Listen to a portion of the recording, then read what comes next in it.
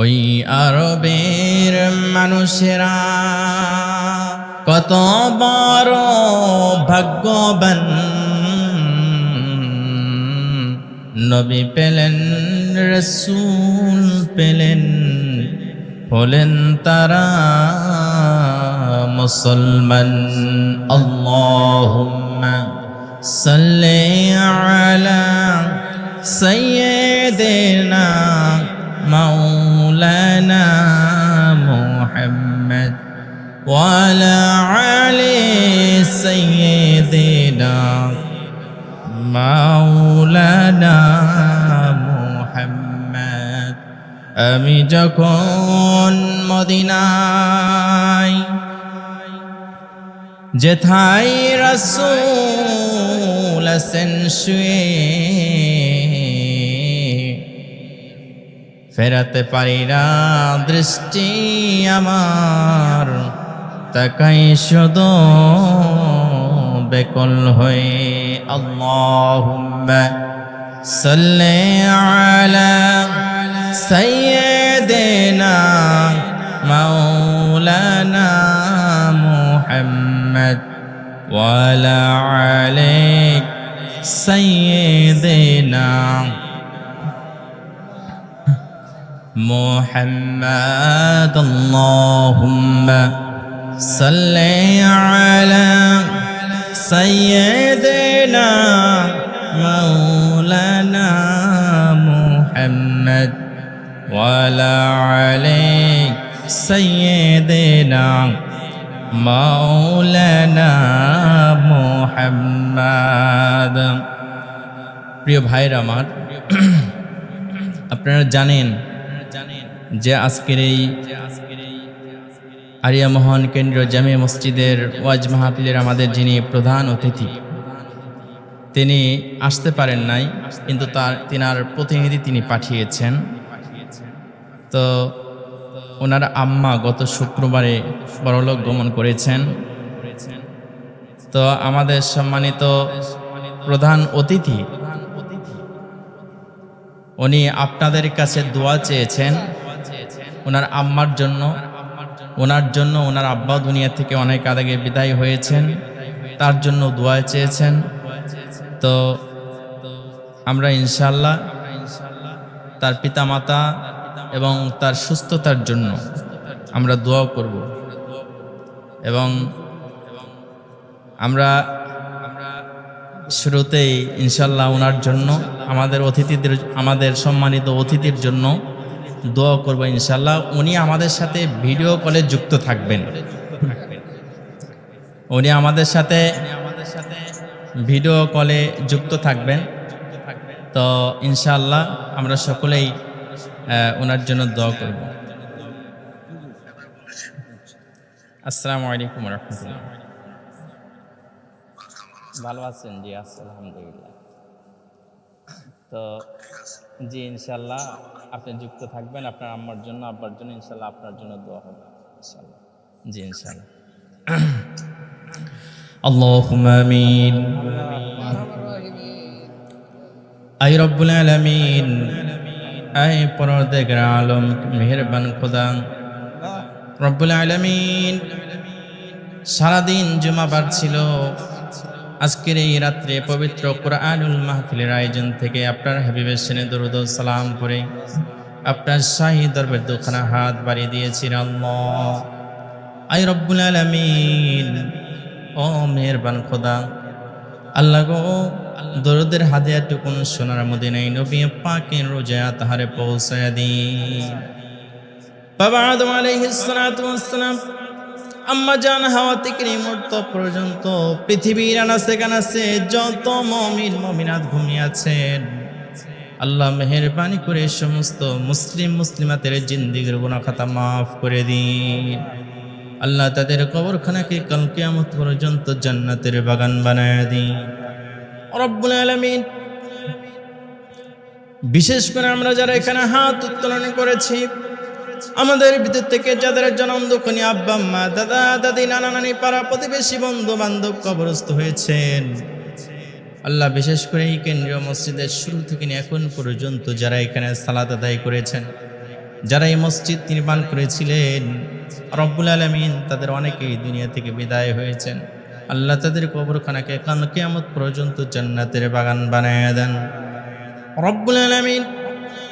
আজকের এই মাহফিলের সম্মানিত প্রধান অতিথি এসএম ফেরদৌস রহমান কুট্টির আম্মাজান গত শুক্রবার পরলোক গমন করেছেন।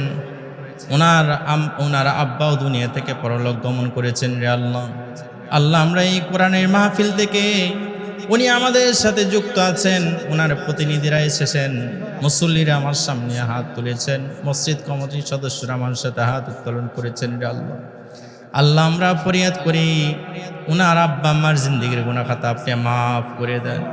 আল্লাহ ওনার আব্বা এবং ওনার আম্মার কবরটাকে কাল কিয়ামত পর্যন্ত জান্নাতের বাগান বানিয়ে দেন রব্বুল আলামিন। আমাদের সম্মানিত প্রধান অতিথি আজকের এই মাহফিল সহ আশেপাশে যত মাহফিল হন প্রত্যেকটা মাহফিলেই প্রায় ওনার অনুদান অবদান আছে। আই রব্বুল আলামিন মেহেরবানি করে আপনার কাছে ফরিয়াদ করি আল্লাহ আপনি ওনাকে দীর্ঘ নেক হায়াত দান করেন, মসজিদ মাদ্রাসার সাথে সম্পৃক্ত থাকার তৌফিক দান করেন। আল্লাহ মানুষের শত্রুতা শয়তানের ওয়াসওয়াস থেকে হেফাজত করিয়েন। আই রব্বুল আলামিন দুনিয়া এবং আখিরাতে ওনার মান মর্যাদা বৃদ্ধি করে দিন। আল্লাহ আই রব্বুল আলামিন ওনার আহলা আহলিয়া যারা আছেন, সন্তানাদের যারা আছেন, আই রব্বুল আলামিন মেহেরবানি করে তাদেরকে আপনি সমস্ত বালা মুসিবত থেকে হেফাজত করেন। আল্লাহ আই রব্বুল আলামিন ওনার হাতকে আপনি আরো মুক্ত হস্ত করে দিন। আল্লাহ মসজিদ মাদ্রাসায় যেন দান করতে পারেন, ঈমান এবং আমল নিয়ে যেন থাকতে পারে সেই তৌফিক দান করেন। আল্লাহ কাল কঠিন কিয়ামতের ময়দানে ওনার আব্বা আম্মা উনি সহ ওনার আত্মীয় স্বজন যারা আছেন ডান হাতে আমলনামা দিন। আই রব্বুল আলামিন জান্নাতের মেহমান হিসেবে কবুল আর মঞ্জুর করিয়েন। যেদিন মালাকুল মউত সামনে এসে হাজির হবে আপনি আমাদের প্রত্যেকের জবানে জানি করে দেন তাওহীদের কালিমা লা ইলাহা ইল্লাল্লাহু মুহাম্মাদুর রাসূলুল্লাহ সাল্লাল্লাহু আলাইহি ওয়াসাল্লাম। আরিয়া মোহন কেন্দ্রীয় জামিয়া মসজিদের কমিটির উদ্যোগে আয়োজিত বার্ষিক ওয়াজ মাহফিলের সম্মানিত সুযোগ্য সভাপতি, বিশিষ্ট সমাজসেবক, বরেণ্য শিক্ষাবিদ জনাব মোহাম্মদ আকমল হোসেন সাহেব, সভাপতি আরিয়া মোহন কেন্দ্রীয় জামিয়া মসজিদ, সম্মানিত প্রধান অতিথি জনাব এসএম ফেরদৌস রহমান কুট্টি, পরিচালক AR ট্রেডিং কর্পোরেশন ঢাকা, প্রধান মেহমান আমাদের অত্যন্ত সুপরিচিত অত্র এলাকার কৃতি সন্তান জনাব ইঞ্জিনিয়ার মোহাম্মদ রফিকুল ইসলাম সাহেব, managing director exact idea limited Dhaka, সম্মানিত মেহমানবৃন্দ, সম্মানিত প্রধান আলোচক, প্রধান বক্তা, বিশিষ্ট ইসলামী চিন্তাবিদ, আমার অত্যন্ত পরম শ্রদ্ধেয় ব্যক্তিত্ব, অত্র এলাকায় সম্ভবত তিনি আমাদের কাছে খুবই অপরিচিত নতুন মেহমান, আমার প্রিয় ভাই মুফতি KM আব্দুস সামাদ জিহাদি সাহেব। আমার পূর্বে আলোচনা করেছেন আমাদের অত্র এলাকার কৃতি সন্তান হযরত মাওলানা মোহাম্মদ শরীফুল ইসলাম শফিকুল ইসলাম কাউসারি সাহেব। চতুর্থ বক্তা আমার একান্ত প্রিয় ভাই হাফেজ মাওলানা মুফতি আব্দুল মুমিন সাহেব। সম্মানিত অতিথিবৃন্দ, আজকের এই মাহফিলের সম্মানিত পরিচালক আমার প্রিয় বড় ভাই মাওলানা মোহাম্মদ শরীফুল ইসলাম সাহেব, সাধারণ সম্পাদক অত্র জামিয়া মসজিদ মোহাম্মদ ইমান আলী, আমাদের মুরব্বী চাচা সহ সাধারণ সম্পাদক অত্র জামিয়া মসজিদ, আমার সামনে উপবিষ্ট অত্র এলাকার শ্রদ্ধাভাজন আমার মুরব্বিন ইকরাম, মঞ্চে উপবিষ্ট আছেন অত্র এলাকার প্রবীণ মুরব্বী জনাব ইসমাইল হোসেন মাস্টার সাহেব সহ আমার পাশে আমাদের প্রতিনিধি ওনার চাচা আমার পাশে উপস্থিত আছেন, আরও আমাদের সম্মানিত ছাড় একজন আছেন, পর্দার অন্তরালে বসা আমার মা এবং বোনেরা, সকলকে আবারও সশ্রদ্ধ সালাম, আসসালামু আলাইকুম ওয়া রাহমাতুল্লাহি ওয়া বারাকাতুহু।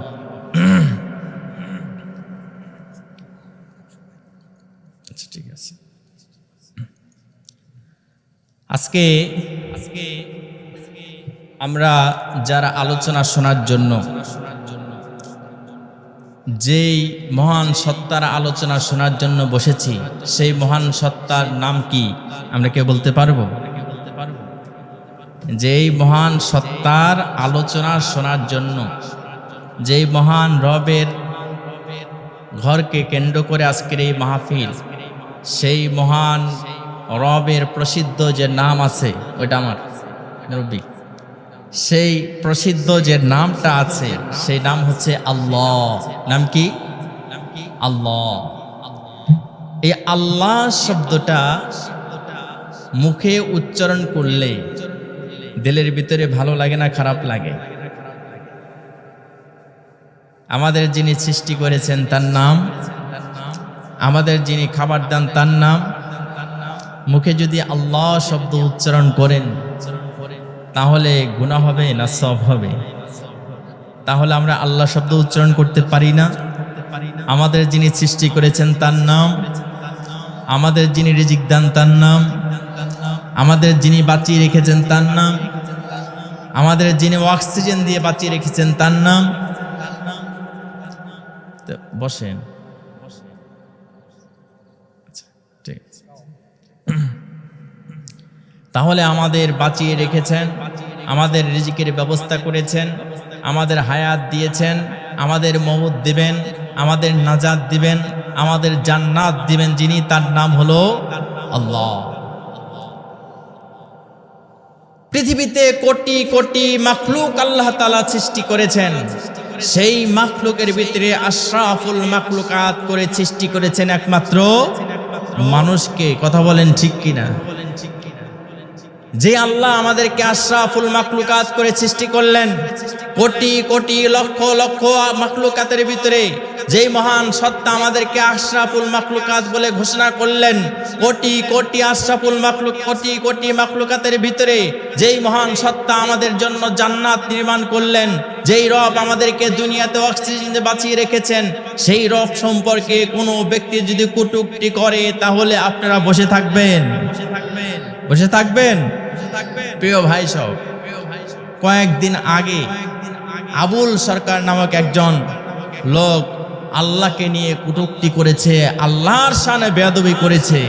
আল্লাহর শানে যদি বেয়াদবি করা হয় আর আমরা যদি কোনো প্রতিবাদ না করি, তাহলে কাল কঠিন কিয়ামতের ময়দানে আল্লাহ যদি আমাদেরকে ডাক দিয়ে বসেন যে তোমরা জীবিত থাকা অবস্থায় আমাকে নিয়ে কটূক্তি করেছিল, তার কোনো প্রতিবাদ করো নাই, তাহলে আল্লাহর দরবারে সেদিন আমাদেরকে আসামির কাঠগড়ায় দাঁড়াতে হবে। কথা বলেন ঠিক কিনা?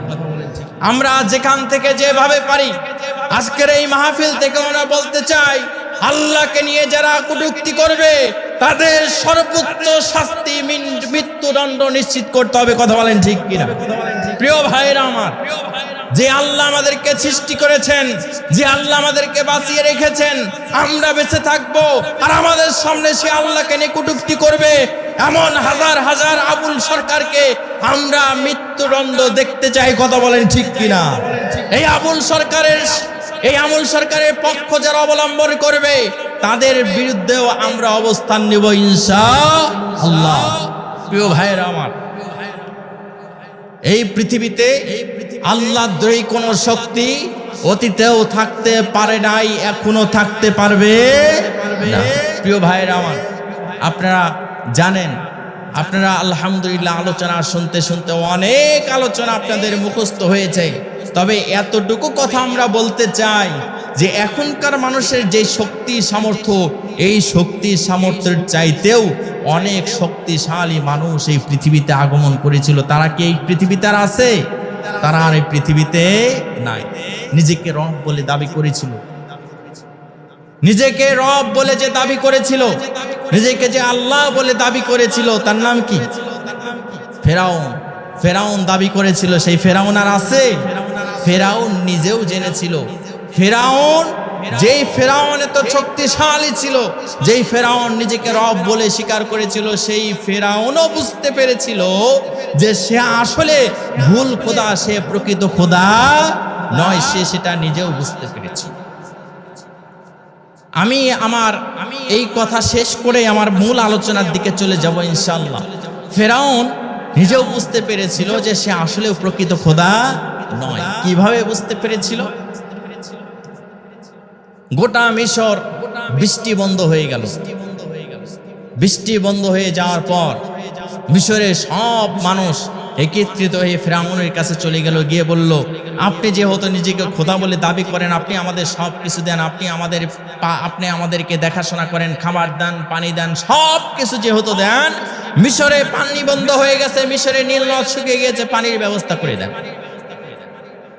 রাত্রিবেলা ফেরাউন মনে মনে চিন্তা করলো, আসলেও তো আমি 2 নম্বর খোদা। 1 নম্বর খোদা তিনি, যিনি সমগ্র জাহান পরিচালনা করেন। তাহলে কি করা যায়? রাত্রিবেলা সুন্দর করে একেবারে গোপনে নিরিবিলি ভাবে বের হয়ে পড়লো পাহাড়ের চূড়ার দিকে। পাহাড়ের চূড়ার ভিতরে প্রবেশ করবে, পাহাড়ের গুহায় প্রবেশ করবে। এমন সময় একজন লোক এসে সামনে দাঁড়ায় গেছে, যারা বলতেছে, জাহাপনা, আপনার কাছে আমার একটা বিচার আছে। বলছে, আগামীকাল রাজ দরবারে আসো, বিচার যা আছে সব করে দেবো। কয় না, আগে বিচারের ফয়সালা দেন, তারপরে আপনি যেখানে যান যান। বলছে, আচ্ছা ঠিক আছে, বলো কি বিচার।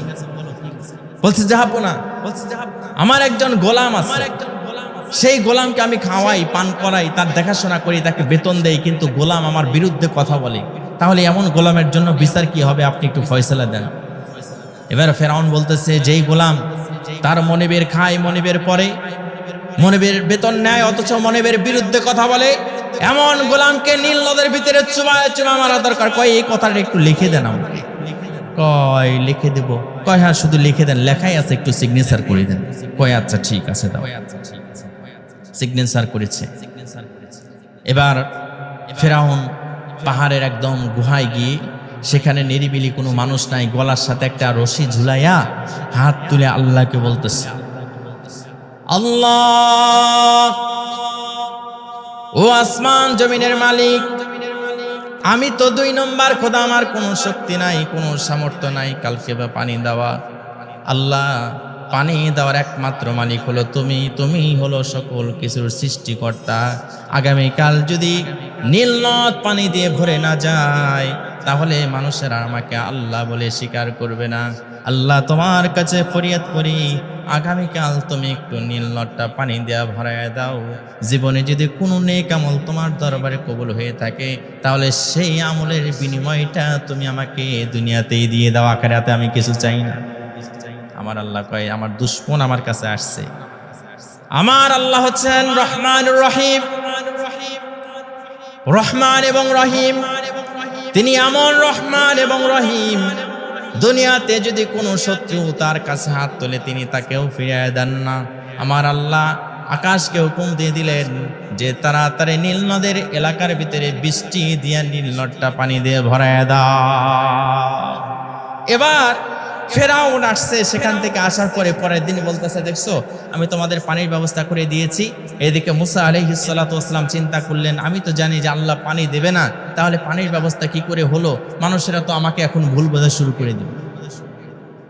মুসা আলাইহিস সালাতু ওয়াস সালামের এমন কথায় আল্লাহ তাআলা বললেন, মুসারে, আমার কাছে যদি কোনো দুশমন এসেও যদি হাত তুলে কিছু চাই, আমি তাকে ফিরিয়ে দেই না। এবার ফেরাউন যখন নীল নদের ভিতরে হাবুডুবু খাচ্ছিল, মারা যাবে, এমন সময় জিব্রাইল আলাইহিস সালাতু ওয়াস সালাম, হযরতে জিব্রাইল আলাইহিস সালাতু ওয়াস সালাম এমন সময় সেই যে কাগজ, যেই কাগজের পরে সে সিগনেচার করে দিয়েছিল, যেই গোলাম তার মালিকের বিরুদ্ধে কথা বলে, যেই গোলাম তার মালিকের খেয়ে পরে মালিকের বিরুদ্ধে কথা বলে, এমন গোলামকে নীল নদের ভিতরে চুবায় মারা দরকার। জিব্রাইল আমিন সেই কাগজটা নিয়ে এসে চোখের সামনে ধরে বলছে যে, তুমি তো রায় দিয়েছিলে যে কোনো গোলাম যদি তার মালিকের বিরুদ্ধে কথা বলে তাকে নীল নদে চুবায় মারা দরকার। তাহলে তুমি ছিলে তরমুজ বিক্রেতা, সেখান থেকে মহান রব তোমাকে মিশরের শাসনকর্তা বানিয়েছে, তাহলে সেই রবের বিরুদ্ধে কথা বলেছো, তোমার রায় দিয়ে তোমার বিচার কার্যকর হচ্ছে।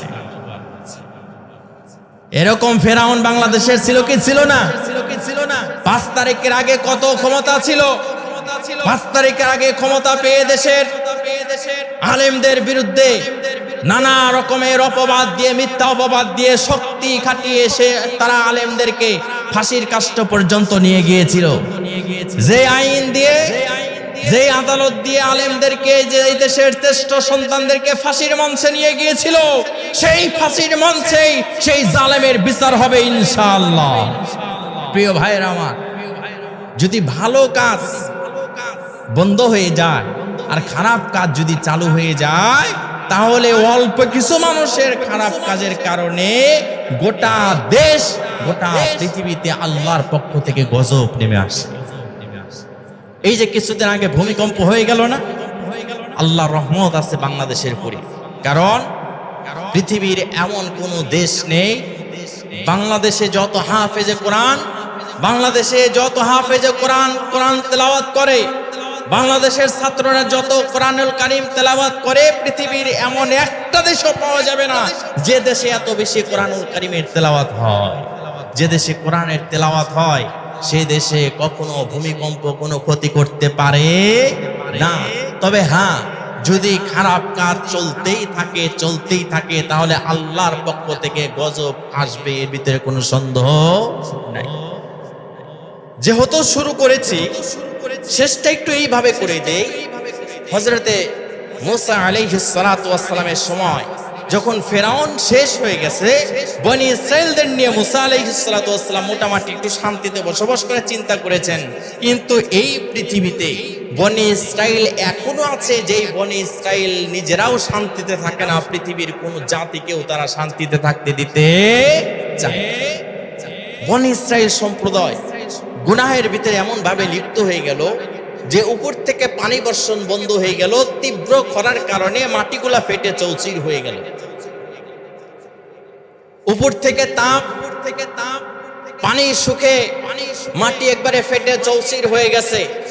মুসা আলাইহিস সালাতু ওয়াস সালামের কাছে লোকজন এসে বললেন, হুজুর আল্লাহর কাছে দোয়া করেন আল্লাহ যেন পানি বর্ষণ করে। পানি না থাকার কারণে পশু পাখি থেকে নিয়ে শুরু করে ছোট বৃদ্ধ থেকে, ছোট বালক থেকে নিয়ে শুরু করে একেবারে বৃদ্ধ পর্যন্ত প্রত্যেকটা মানুষ কষ্টে আছে। আল্লাহর কাছে দোয়া করেন আল্লাহ যেন পানির ব্যবস্থা করে দেন। মুসা আলাইহিস সালাম বললেন, তোমরা এক কাজ করো, লোকজনকে নিয়ে ময়দানের ভিতরে উপস্থিত হও, সকলে আমরা একসাথে আল্লাহর কাছে হাত তুলে দোয়া করি। মুসা আলাইহিস সালাম আল্লাহর কাছে দোয়া করতেছেন, আল্লাহ আই রব্বুল আলামিন, বৃষ্টি বন্ধ করে দিয়েছ। বৃষ্টি বন্ধ করে দেওয়ার কারণে একেবারে পশু পাখি থেকে নিয়ে শুরু করে, একেবারে ছোট্ট বালক থেকে নিয়ে শুরু করে বৃদ্ধা বনিতা সকলেই কষ্টে আছে। আল্লাহ তোমার কাছে ফরিয়াদ করি, তাড়াতাড়ি তুমি পানির ব্যবস্থা করে দাও। মাটি ফেটে চৌচির হয়ে গেছে, তোমার সমস্ত মাখলুকগুলা কষ্ট পাচ্ছে। আল্লাহ রাব্বুল আলামিনের পক্ষ থেকে আওয়াজ আসলো, মুসা রে শোনো, এই বনে ইসরাইলের ভিতরে, এই বিশাল বড় ময়দানের ভিতরে হাজার হাজার বনি ইসরাইল আছে। মুসা রে তুমি একটু ভালো করে কান খুলে শোনো, এই হাজার হাজার বনি ইসরাইলের ভিতরে এমন একজন বনি ইসরাইলের লোক আছে যে অপরাধ করার কারণে, গুনাহ করার কারণে আল্লাহ রাব্বুল আলামিন বৃষ্টি বন্ধ করে দিয়েছে। সে যতক্ষণ পর্যন্ত এই ময়দান থেকে উঠে না যাবে ততক্ষণ পর্যন্ত এই ময়দানে বৃষ্টি হবে না। মুসা আলাইহিস সালাতু ওয়াস সালাম বললেন, আল্লাহ এই ময়দানে হাজার হাজার বনি ইসরাইল একত্রিত হয়েছে, আল্লাহ আমি এই মানুষকে কিভাবে খুঁজে বের করব? আমার আল্লাহ ডাকতে বললেন, মুসা রে শোনো, তোমার কাজ হলো ঘোষণা করে দেওয়া, আর তোমার এই আওয়াজটা বনি ইসরাইলের প্রত্যেকটি ব্যক্তির কান পর্যন্ত পৌঁছে দেওয়ার দায়িত্ব আমার কুদরত গ্রহণ করবে। মুসা আলাইহিস সালাতু ওয়াস সালাম ঘোষণা করলেন, ও বনি ইসরাইলেরা শোনো, তোমাদের ভিতরে একজন গুনাহগার ব্যক্তি আছে, যার কারণে আল্লাহ পাকের পক্ষ থেকে রহমতের বৃষ্টি বর্ষণ আর হবে না যতক্ষণ পর্যন্ত সেই লোকটাই ময়দান থেকে উঠে না যাবে। তাড়াতাড়ি এই ময়দান থেকে উঠে চলে যাও, তা না হলে কিন্তু বৃষ্টি বর্ষণ বন্ধই থাকবে। এবার যেই লোকটা অপরাধ করেছে, যেই লোকটা গুনাহ করেছে, লোকটা এবার মনে মনে চিন্তা করে, এই হাজার হাজার বনি ইসরাইলের মধ্যে থেকে যদি আমি এখন উঠে যাই, তাহলে হাজার হাজার বনি ইসরাইল আমার দিকে তাকিয়ে থাকবে আর তারা মনে মনে চিন্তা করবে এই লোকটা অপরাধী, এই লোকটার কারণে বৃষ্টি বন্ধ হয়েছিল, তাহলে আমি কিভাবে উঠে যাই। এবার লোকটা মাথা নিচের দিকে দিয়া দু চোখের পানি ছেড়ে দিয়ে আল্লাহকে ডাকতে বলে, আল্লাহ ও আল্লাহ, তুমি তো রহমানুর রহিম, তুমি তো রব্বুল আলামিন। রব্বুল আলামিন, তোমার কাছে ফরিয়াদ করি আল্লাহ, তুমি যদি মাফ করে দাও তাহলে কারো কাছে কোনো কমপ্লেইন করার প্রয়োজন হয় না।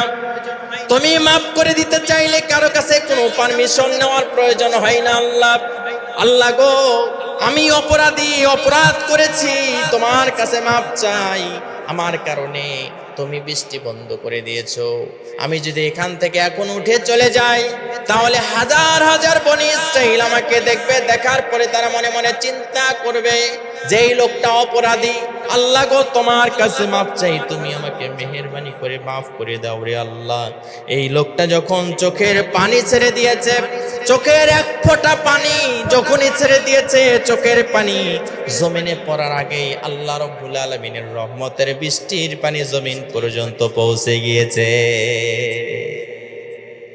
এবার বনি ইসরাইলের লোকজন সব মুসা আলাইহিস সালামের কাছে আসছে, এসে বলতেছে, নবী মুসা, আপনি ঘোষণা করলেন যে একজন অপরাধী আছে, একজন গুনাহগার আছে, সে না ওঠা পর্যন্ত বৃষ্টি হবে না, তাহলে এখন কি করে বৃষ্টি হলো এটা জানতে চাই। আল্লাহ তাআলা মুসা আলাইহিস সালামের মাধ্যমে বনি ইসরাইলদেরকে জানিয়ে দিলেন যে আমার সেই অপরাধী বান্দা আমার কাছে মাপ চেয়েছে গোপনে, তার চোখের পানি ছেড়ে দিয়েছে, আমি আল্লাহ সহ্য করতে পারি নাই, আমি তাকে মাফ করে দিয়েছি। প্রিয় ভাইয়েরা আমার, যদি আল্লাহ পাকের পক্ষ থেকে গজব যদি থামাতে চান তাহলে মানুষদেরকে সঠিক পথে চলতে হবে, তা না হলে গজব কিন্তু আমাদের একেবারে মাথার কাছাকাছি চলে আসছে। প্রিয় ভাই আমার, আল্লাহর ঘর মসজিদ, এই মসজিদের জন্য আজকের এই মাহফিলের আয়োজন করা হয়েছে। এই ঘরটি কার বলেন? এই ঘরটি হলো আল্লাহ। আল্লাহ ছোট না বড়? আল্লাহ মহান। তো আল্লাহ যদি বড় হন তাহলে তার ঘর ছোট না বড়? আজকে আমি মসজিদে বলেছি যে বাদশার কথার বড় মহান রব, সেই জন্য তার কথাও বিশাল, তার প্রত্যেকটা জিনিস অনেক বড়, এই মসজিদও বড়। আল্লাহ কত বড়? আল্লাহ কত বড় কেউ বলতে পারবেন? কত বড় বলা যাবে না, তবে আপনাদেরকে একটু ধারণা দিলে আপনারা বুঝবেন যে আল্লাহ কত বড়। ধারণাটা কি? আল্লাহ তাআলা আমাদেরকে বানাইছেন, এরপর আল্লাহ তাআলা ফেরেশতা বানাইছেন। ফেরেশতা বানান নাই? আল্লাহ তাআলা ফেরেশতা বানাইছেন। তাহলে এই ফেরেশতাদের ভিতরে চারজন ফেরেশতা আছে, জিবরাইল, মিকাইল, ইসরাফিল, আজরাইল। এই চারজন ফেরেশতার একটু সংজ্ঞা দিলে, এই চারজন ফেরেশতা সম্পর্কে একটু ধারণা পেলে আপনারা বুঝবেন যে আল্লাহ রাব্বুল আলামিন কত বড়। কিভাবে? একজন ফেরেশতার কথা বলি, যেমন মনে করেন জিবরাইল আলাইহিস সালাতু ওয়াস সালাম। এই জিবরাইল আলাইহিস সালাতু ওয়াস সালাম কত বড়? জিবরাইল আলাইহিস সালাতু ওয়াস সালাম এত বড় যে জিবরাইল আলাইহিস সালাতু ওয়াস সালামের মাথার উপরে যদি পৃথিবীতে যত পানি আছে, পানি আটলান্টিক মহাসাগর থেকে শুরু করে যত পানি আছে, সব পানি যদি হযরতে জিবরাইল আলাইহিস সালাতু ওয়াস সালামের মাথার উপরে ঢেলে দেওয়া যায়, তাহলে সব পানি মাথা থেকে পা পর্যন্ত পৌঁছার আগে শুকিয়ে যাবে, তাও জিবরাইল আলাইহিস সালাতু ওয়াস সালামের পুরো শরীর ভিজবে না। তাহলে জিবরাইল আলাইহিস সালাতু ওয়াস সালামকে আল্লাহ তাআলা কত বড় করে সৃষ্টি করেছে। শুধু তাই নয়, একজন ফেরেশতা হযরতে ইসরাফিল আলাইহিস সালাতু ওয়াস সালাম, হযরতে ইসরাফিল আলাইহিস সালাতু ওয়াস সালামের মাথার উপরে যদি 7 সমুদ্র 13 সাগরের সমস্ত পানি যদি ছেড়ে দেওয়া হয়, তাহলে সব পানি তার মাথা থেকে গৌরে তার পা পর্যন্ত পৌঁছাতে পারবে না, তার আগেই তার সমস্ত পানিগুলো শুকিয়ে যাবে। এরকম আল্লাহ তাআলা লক্ষ লক্ষ কোটি কোটি ফেরেশতা তৈরি করেছেন। আল্লাহ রাব্বুল আলামিন কত ফেরেশতা সৃষ্টি করেছেন ধারণা দিলে বুঝতে পারবেন। আমাদের যেখানে বাইতুল্লাহ শরীফ, যেখানে হাজার হাজার মানুষরা তওয়াফ করার জন্য যায়, এই বাইতুল্লাহ শরীফের সোজা উপরে একটা মসজিদ আছে, একটা ঘর আছে, যার নাম কি? বাইতুল মামুর। আপনার চলে গেলেন? যায়নি? আচ্ছা ঠিক আছে, আচ্ছা ভাই প্রথমে দিছি, ঠিক আছে। তাহলে সোজা বাইতুল্লাহ শরীফ থেকে নিয়ে সোজা উপরে একটা ঘর আছে যার নাম হলো বাইতুল মামুর। দুনিয়ার যে ঘর আছে এই ঘরটা হলো মানুষেরা তওয়াফ করে, আর ওই ঘর সোজা উপরে যে ঘরটা আছে তার নাম হলো বাইতুল মামুর। এই বাইতুল মামুরে প্রতিদিন আল্লাহ পাকের রহমতের ৭০,০০০ ফেরেশতা তওয়াফ করেন। যেই ফেরেশতা একবার তওয়াফ করবেন কিয়ামতের আগে ওই ফেরেশতা দ্বিতীয়বার আর তওয়াফ করার কোনো সুযোগ পাবে না। তাহলে এই যে ঘর, এই ঘরের প্রতিদিন ৭০,০০০ ফেরেশতা তওয়াফ করেন কিয়ামতের আগে, আর দ্বিতীয়বার সিরিয়াল পাবে না। তাহলে কিয়ামতের আগ পর্যন্ত কত কোটি কোটি বিলিয়ন ট্রিলিয়ন ফেরেশতারা তওয়াফ করতে থাকবে। এবার হিসাব করে দেখেন তো রব্বুল আলামিন কত ফেরেশতা তৈরি করেছেন। মনে মনে চিন্তা করতে পারেন এত ফেরেশতা আল্লাহ তাআলা কেন বানাইলেন? এত ফেরেশতা আল্লাহ তাআলা এই জন্য বানিয়েছেন, আল্লাহ রাব্বুল আলামিন যেহেতু বিশাল, তার সমস্ত কর্মকাণ্ড ছোট নয়, তার সমস্ত কর্মকাণ্ডগুলো বিশাল। আল্লাহ পাকে এমন ফেরেশতা বানিয়ে রেখেছেন যেই ফেরেশতার শুরু লগ্ন থেকে, জন্ম লগ্ন থেকে সিজদায় পড়ে আছে, কিয়ামত পর্যন্ত সিজদায় পড়ে থাকবে, ও সিজদা থেকে কখনোই মাথা উঠাবে না। আবার এমন ফেরেশতা বানিয়ে রেখেছেন যেই ফেরেশতা তার জন্ম লগ্ন থেকে নিয়ে রুকুতে পড়ে আছে, কিয়ামত পর্যন্ত রুকুতেই পড়ে থাকবে, সে শুধু আল্লাহ পাকের তাসবিহ পড়তে থাকবে। এবার বলতে পারেন ফেরেশতারা কি তাদেরকে ক্ষুধা লাগে না, তাদের কি কোনো ক্লান্তি নাই? প্রিয় ভাইরা আমার, আমরা মানুষ ভালো খাবার খাইলে মনের ভিতরে ভালো লাগে, তীব্র গরমের ভিতরে একটু ছায়ায় গেলে মনের ভিতরে ভালো লাগে। আমাদের যেমন তীব্র গরমের ভিতরে ছায়ায় গেলে ভালো লাগে, ভালো খাবার খাইলে মনের ভিতরে ভালো লাগে, ফেরেশতাকে আল্লাহ তাআলা এমন ভাবে বানাইছেন যে ফেরেশতারা যতই আল্লাহ পাকের তাসবিহ পাঠ করবে, আল্লাহ পাকের ইবাদত বন্দেগী করবে, তাদের ততই ভালো লাগবে, তাদের মনের ভিতরে ততই প্রশান্তি আসবে। এই জন্য ফেরেশতাদের জন্য আল্লাহ তাআলা জান্নাতও বানান নাই, জাহান্নামও বানান নাই, কিন্তু মানুষদেরকে আল্লাহ তাআলা বানিয়ে ছেড়ে দিয়েছেন, তার ভিতরে ভালো কাজ খারাপ কাজ করার মতো শক্তি আল্লাহ তাআলা দিয়েছেন। দেওয়ার পরে কোরআন দিয়ে বলছেন কোনটা ভালো আর কোনটা খারাপ। এরপরে আল্লাহ তাআলা আমাদেরকে ছেড়ে দিয়েছেন যে বান্দা ভালো কাজ করে না খারাপ কাজ করে, যদি ভালো কাজ করে তাহলে বান্দার জন্য রেখেছি জান্নাত, আর যদি খারাপ কাজ করে তাহলে বান্দার জন্য রাখা হয়েছে জাহান্নাম। কথা বলেন ঠিক কিনা? প্রিয় ভাইরা আমার, আমরা শুধু মনে করি যে জান্নাত মনে হয় রূপকথার গল্প, কিন্তু রূপকথার গল্প না, কিন্তু জান্নাতের ভিতরে আল্লাহ অসংখ্য নিয়ামত যেমন রেখেছেন, অপরাধ করলে কিন্তু জাহান্নাম আমাদের জন্য রেখে দিয়েছেন। আল্লাহ নবী বলেছেন যে কবরটা কারোর জন্য হয়তো বা জান্নাতের একটা অংশ হবে অথবা জাহান্নামের একটা গর্ত হবে, সেই জন্য কবর থেকে নিয়ে আমাদের জন্য হয় জান্নাত না হয় জাহান্নাম। কবর হলো আখিরাতের প্রথম স্টেশন। এই স্টেশনে যেই লোকটা ছাড় পেয়ে যাবে সে পরবর্তী সকল স্টেশনে ছাড় পেয়ে যাবেন। কথা বলেন ঠিক কিনা? তাহলে সেই কবরের স্টেশনের জন্য, প্রথম স্টেশনের জন্য আমাদের সামান জোগাড় করা দরকার আছে না নাই? ভাইরা আমার, একটা জিনিস একটু ভালো করে মন খুলে শুনে রাখবেন, পর্দার অন্তরালে বসা আমার মায়েরা যারা আছেন তারাও একটু মনোযোগ দিয়ে শুনবেন। ও আমার মায়েরা ভালো করে শোনেন, একজন মানুষ যখন ইন্তেকাল করে, ইন্তেকালের পর সাথে সাথে তার সমস্ত আমলের দরজাগুলো বন্ধ হয়ে যায়। শুধুমাত্র 3টি দরজা খোলা থাকে। একটা হলো সদকায়ে জারিয়া। আপনি যদি এই দুনিয়াতে কোনো ভালো কাজ করে যে থাকেন তাহলে কবরে শুয়ে এসেও কিন্তু আপনি সেই আমল সেই সব পেতে থাকবেন। এরপরে যদি আপনি নেককার সন্তান রেখে যে থাকেন তাহলে এই নেককার সন্তান দুনিয়াতে আপনার জন্য দোয়া করবেন, আপনি কবরে শুয়ে শুয়ে সেই সবগুলো পেতে থাকবেন। আপনাদের সামনে একটা হেকায়েত করলে বুঝবেন। একজন লোক তার প্রতিবেশীকে স্বপ্নে দেখলো।